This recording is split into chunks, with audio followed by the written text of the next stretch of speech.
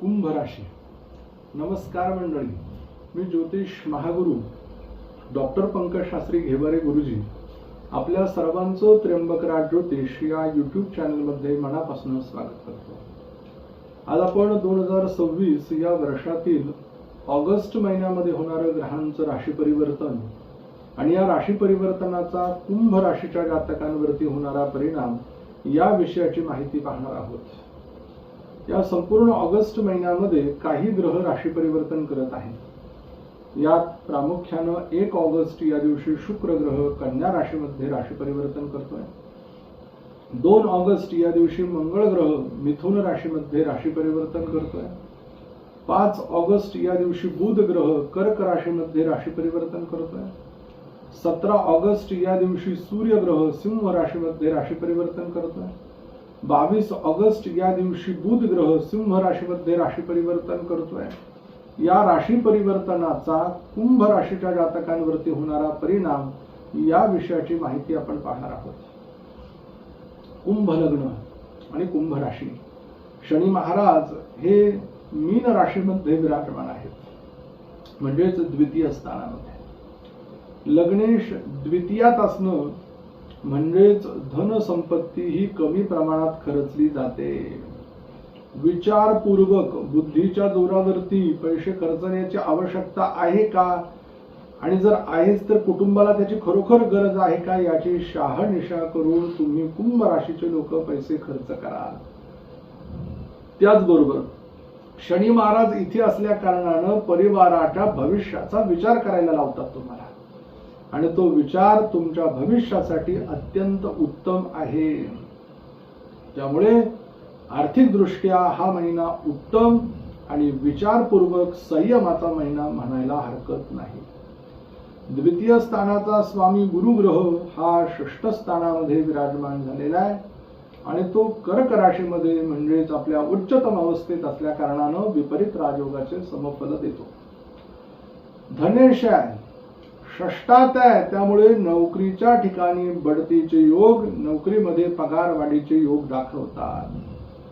आणि या स्थानातला गुरु हा आरोग्य चांगलं देतो, त्याचबरोबर सर्वांशी चांगला संवाद देतो, आपल्या विरोधाभाषी लोकांना सुद्धा आपल्या जवळ आणतो आणि त्यांना सुद्धा ज्ञान दिल्याशिवाय राहत नाही. ही गोष्ट तेवढीच खरी आहे. परिवारामध्ये एकोप्याचं वातावरण निर्माण होतं आणि ज्येष्ठ म्हणून तुम्ही वयाने लहान जरी असाल तरीही शोभले जातात. सगळे तुमचं ऐकतात असे अनुभव जाणवत आहे. तृतीय स्थानाचा विचार करता पराक्रम स्थानाचा स्वामी मंगळ ग्रह हा पंचमात आहे, त्यामुळे संततीच्या बाबतीत अडचणी निर्माण होऊ शकतात. आपल्या मुलांना त्यांच्या अभ्यासासाठी, शिक्षणासाठी किंवा आपण जर कुठे त्यांच्या नोकरीसाठी पैसे भरत असेल तर थांबा. अशी नोकरी कधीही लागत नाही. कष्ट करून, अभ्यास करून, स्वतःच्या गट्स वरती, अभ्यासावरती तुम्ही पुढे जा. मी ज्योतिष शास्त्राची प्रॅक्टिस करत असताना अनेक जातक माझ्याकडे येतात, गुरुजी आम्ही नोकरीसाठी पैसे भरलेत, काय होईल? तर मी त्या लोकांना सांगतो आपली फसवणूक झालेली आहे, वेळेस तुम्ही सावध व्हा.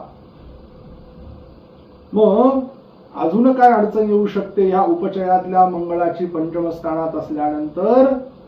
तर संतती होण्यासाठी तुम्हाला काही वर्षांचा काळ लोटला जातो. पण जर आपण त्यातल्या तत्सम चांगल्या डॉक्टरांचं मार्गदर्शन घेतलं, त्या जोडीला आपण संतान गोपाल मंत्राचं अनुष्ठान केलं किंवा अन्यतम काही आपल्याला आध्यात्मिक गोष्टींची आवड असेल, कुलदेवतेची सेवा असेल, आपल्या पूर्वजांची सेवा असेल, करायला हरकत नाहीये. तेव्हा ती अडचण दूर होऊ शकते.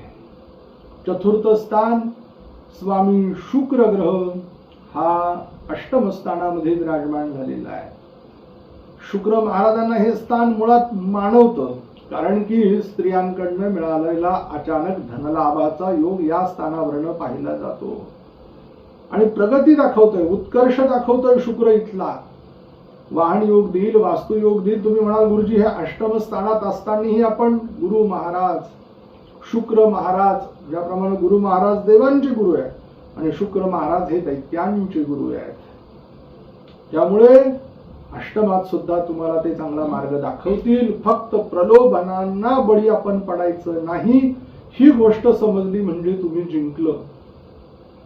पंचमस्थान स्वामी बुध ग्रह 5 ऑगस्टला राशी परिवर्तन करताय, कर्केत जाताय. मिथुनेतनं कर्केत आणि कर्केतनं सिंहीत 22 ऑगस्टला ते विराजमान होत आहे. बघा, पत्रिकेचा विचार करता शिक्षणाच्या दृष्टीनं जे जातक अभ्यास करताय, जे जातक परीक्षेच्या वेळेला कष्ट घेताय, जे इंजिनिअरिंग क्षेत्राशी निगडित आहे, त्यांचं कॅम्पस थ्रू सिलेक्शन होऊन जातं.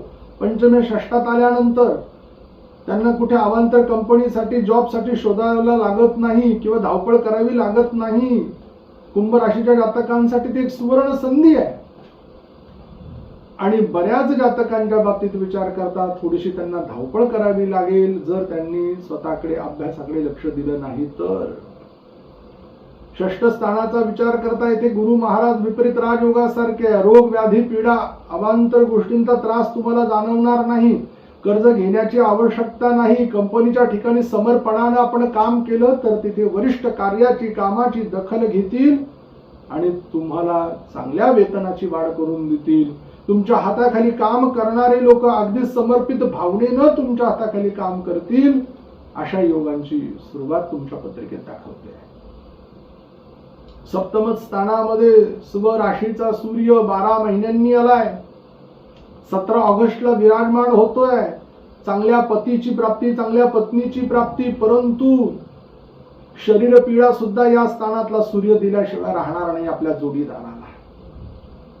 सरकारी नोकरी प्राप्त करून देईल जोडीदाराला. चांगल्या ठिकाणी उद्योग व्यवसाय उभा करण्याची शक्ती ताकद देईल तो.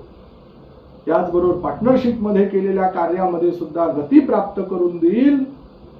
फक्त आरोग्याची काळजी जोडीदाराची दोघांनाही एकमेकांना घेणं आवश्यक असेल.